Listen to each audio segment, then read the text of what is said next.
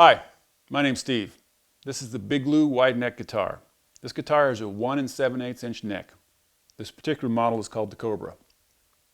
As a beginning guitar player with big hands, I found it a struggle sometimes to hit certain chords or certain shapes without muting other strings around it.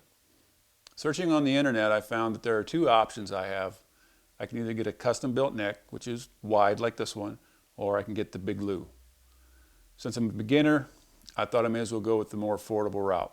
Now I looked online for reviews. I really couldn't find any on the Big Lou. So I went ahead and took a chance.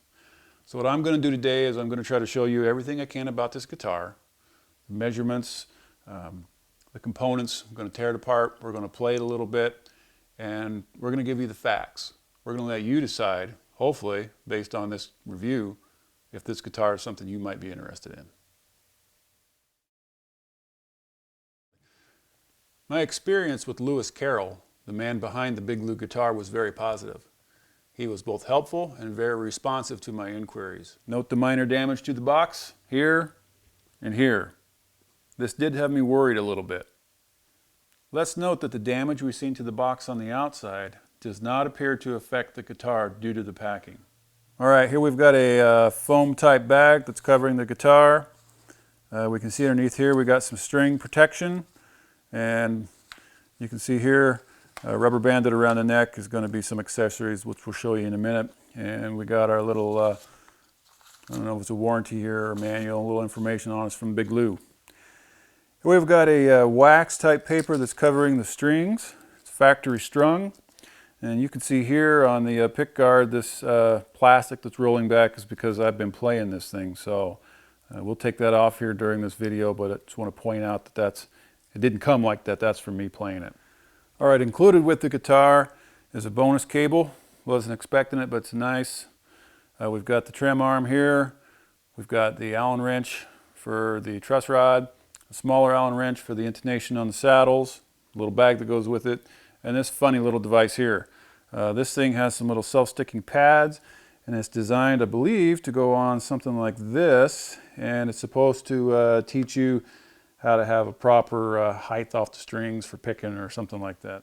All right, here we've got the chrome tuners. Pretty standard, I think. Probably budget models. Nothing special, but they don't feel too cheap. String trees feel pretty solid. Now the nuts cut a little bit wide here for these strings. These were strung at the factory. I don't know what they are. I think they're probably 9-42s. We'll see. We'll end up putting some 10-46s on them, and we'll see if that doesn't help this little bit of slop in the nut.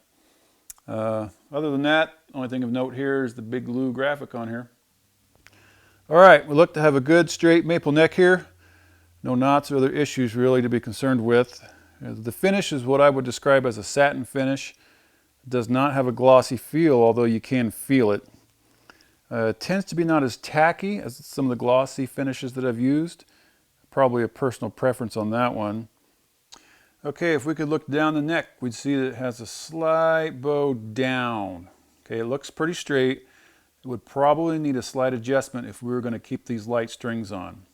There's a slight buzz on fret 1 and 2 on the low E and A strings. I'm going to try some number 10 strings, like I said, so we'll see if that extra tension doesn't pull this thing back around so we don't have to do any truss rod adjustment. Okay, here we have the heel bolted to the body. The heel measures approximately 56.7 millimeters in width, or 2.24 inches. Now the cap here measures 55 millimeters in length, or 2.16 inches, and it measures 52 millimeters in width, or 2.04 inches. I have not pulled these screws out to see how long they are, and I doubt that's something I'm going to do. Okay, looking at the fretboard here, we can see it's not too glossy with oil. I've played this guitar for a few weeks now, so there's probably some oil from my fingers in there. Another guitar that I ordered was really dry looking. You could definitely tell it never had oil. So judging the two together, I'm going to say that this probably had oil on it at some point at the factory. You can see here we've got these indicators for the frets. I have no idea whether this is abalone or pearl or just some pearloid. It's definitely not a cream. And then of course we've got the markers up on the face of the neck here.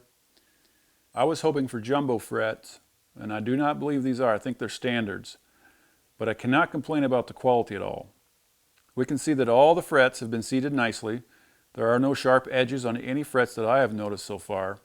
Aside from the slight buzzing due to the neck needing adjustment, every fret on every string works as expected.